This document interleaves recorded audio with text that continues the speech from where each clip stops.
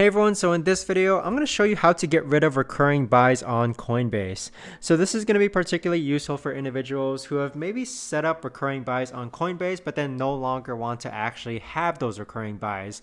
So in my case, I have weekly and monthly buys, but in order to do this, we're actually going to go ahead and access our Coinbase app first. There's not a lot of steps, guys, so be sure to stick around all the way to the end in order to learn how to do this. Now, once we access our Coinbase app, the way to actually go ahead and get rid of those recurring buys is that on the bottom hand side here, you're going to see this icon. So go ahead and click on this icon, which looks like a torn piece of paper. And then you're going to see your list of transactions.